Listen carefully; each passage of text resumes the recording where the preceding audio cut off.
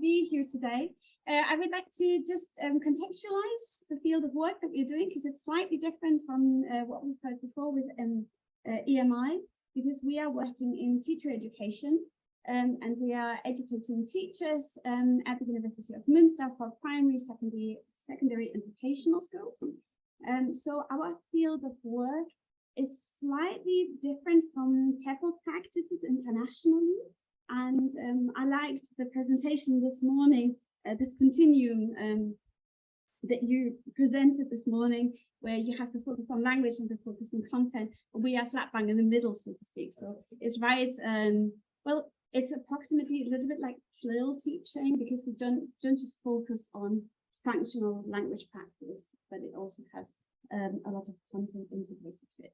And within that field, Ricardo focuses on global citizenship education with a special focus to sustainability, whereas I have started and continue to work a lot more in the field of human rights and children's rights, as well as peace education within English language education.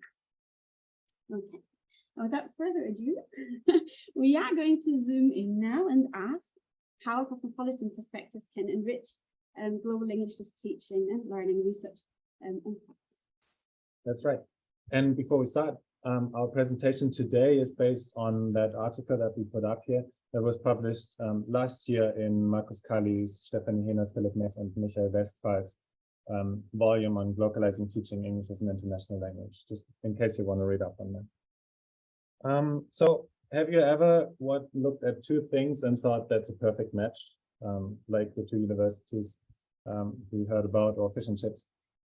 We looked at global citizenship education and GELT, and we thought that's a perfect match. And that's what we want to argue today, namely that global English language teaching needs and promotes global citizenship and cosmopolitan perspectives. And what exactly we mean by that is going to be part of the next few slides.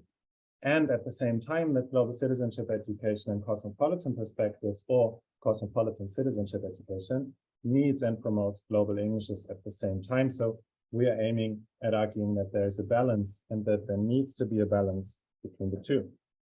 And the way we want to do this is to invite you on what we would call, coming from Germany, a Gedankenspaziergang, which is kind of a mental walk, kind of a cognitive journey that we want to embark on.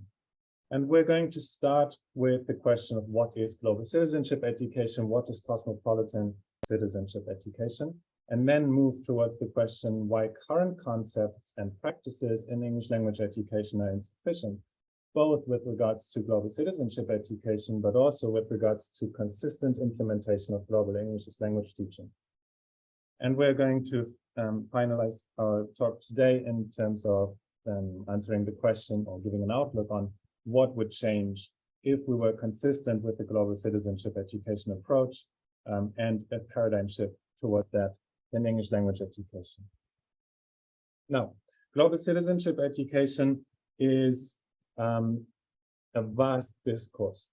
There is not one single definition, but William Godelli provides this definition. It's a discourse and affiliated practices that at their core and at its core aim to engage young people in learning about interdependencies that tie together injustice, ecological devastation, human diversity, and human rights globally.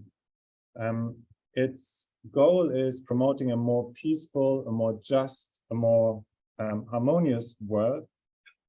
And as I said, it's a very vast discourse, so there are various orientations of various visions. Kashfi et al. In 2020 have tried to map these orientations, and they've come up with basically three major orientations of global citizenship education.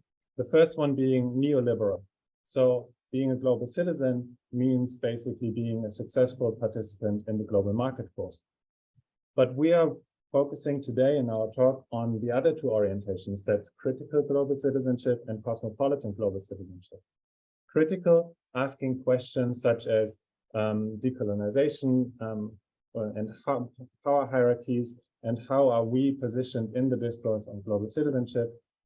How is the discourse on global citizenship positioned in the world with North and South disparities and epistemologies of the South, for example? And cosmopolitan views bring in this focus on global interconnectedness in terms of a moral component, of a value base, if you will. And that's what, again, William Godelli uses the idea of the walk within and the journey outside, and that helps us grasp the concept of cosmopolitan citizenship better, which we use synonymously with global citizenship education. So a cosmopolitan orientation of global citizenship education. And that means the walk within, you look at the individual, both in body and mind, and you become aware of your own positionality, your own subjectivity in the world, in societies and discourses, maybe even with regards to your use of languages and how you regard other languages and varieties. And then you embark on a journey outside. That is tracing out your experiences, your concepts, your ideas in ever increasingly wide concentric circles to see how you are globally interconnected. And these circles include the self, but they also include the interpersonal, the local, the national as one of several other categories, the regional and the global. This goes back to Martha Nussbaum's ideas on politics and education, of course. Now, this type of cosmopolitan citizenship or cosmopolitan global citizenship challenges the predominance of the national scale over others, because as you can see, the national is just one of several scales of belonging, several scales of interdependency. This cosmopolitanism also challenges concepts of culture that are static and territorialized, as we so often see in intercultural paradigms that are being discussed in the discourse. And we would argue that much of that sounds familiar to the GELT context, because that's exactly, in a sense, what the GELT context moves towards. I just want to draw your attention, of course, we all know this chart by Nicola and Pete, but I just want to draw your attention to owners, to first language and own culture, and target culture. So with regards to owners, a global citizenship, a cosmopolitan perspective allows for the recognition of all language speakers of English as owners of the language, which of course relates to the last point down here, first language and own culture, which then is seen genuinely as a resource rather than hindrance. And all of this is based on a concept of cultures as fluid, as dynamic, and essentially non-territorial or deterritorialized. And we would argue that global English as language teaching needs to be preceded by a shift towards global citizenship and cosmopolitan perspectives to really make this happen. Because what's happening right now is not this. Before I continue, I would like you to take just a second to read this.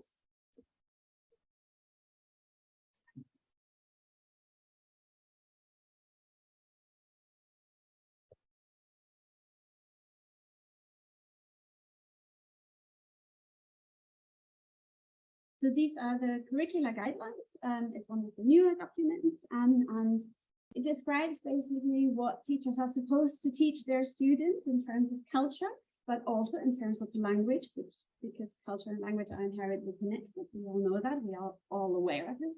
And it's based on the intercultural paradigm as put forth by Michael Byron in the 1990s, and ever since then, never been revised, and it is still part of our curricular restrictions.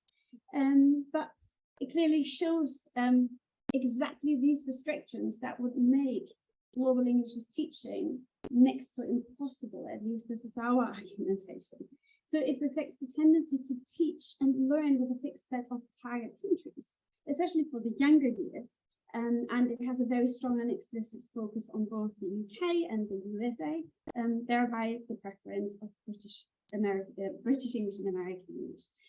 We would like to exemplify this because this is how the curriculum is set up. These are, the textbooks are also following this logic. So you can see here in our German curriculum in year 5 and 6,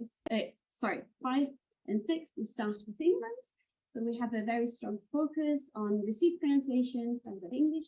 And then in the 7th year, we move back to UK, Ireland, Scotland, Wales, Northern Ireland, but still the predominant focus is here on British English. So we hardly ever really learn about Irish varieties of English and so on and so forth. In year 8, the focus tends to be on the United States and of course standard American English. You even, when you look at the textbooks, have the different vocabulary columns where you combine and compare and contrast the different words that you use in British English or American English. We then move on in year 9 with the focus on Australia, New Zealand, USA can be used interlinked, but the main focus is on Australia.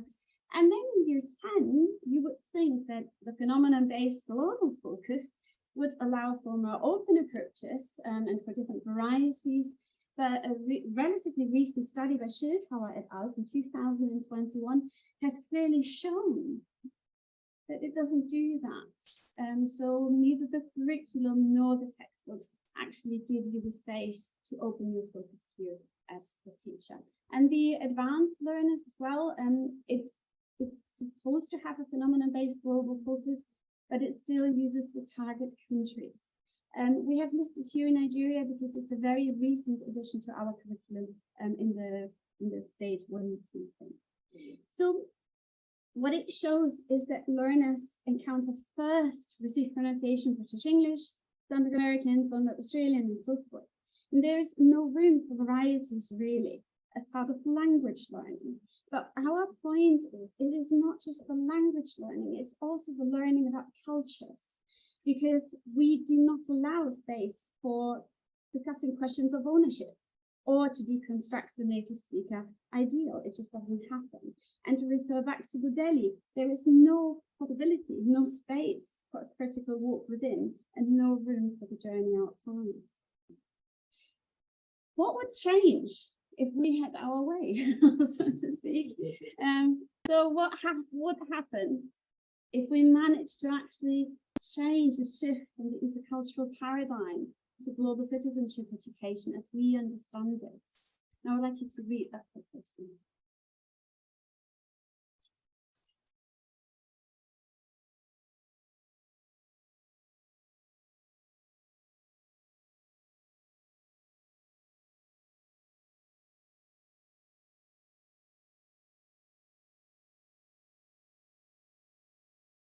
So we wholeheartedly agree with Matsuda and Friedrich, but we would also like to add that we don't just need a complete revision of the entire program in terms of the varieties we focus on, in the different languages that we teach, but also on the cultural approaches that we base our teaching on, because this is vital and it informs so much as how our students, how we as teachers actually see and view the world. And referring back to the presentation by Heath Rose this morning, the proposals for change, it would be so good to achieve, but we believe that we can't achieve those as long as we still follow the intercultural paradigm, because that would actually negate these aspects that we would like to focus on and following the GELT approach. And students need to be invited to meaningfully engage with the concept of cultural hybridity, the notion of hybridity and individuality. But as of now, intercultural communicative competence and GELT approaches are not complete. So moving towards our conclusion of this talk, I just want to highlight some of the things that we're currently working on, and these are two emerging paradigms: global English language teaching and global citizenship education, at least in the German language education context. But some of the things that are already on the horizon and already worked on are a focus on globalization, both in terms of centripetal forces that force us to hunker down, to focus on regional identity and maybe even standard language, but also centrifugal forces which force us to look outwards in the sense of the journey outside. And we hinted at the edited volume by Kallis et al. That was named Localizing Teaching English as an International Language. So we can see work being done here and more attention paid to this phenomenon.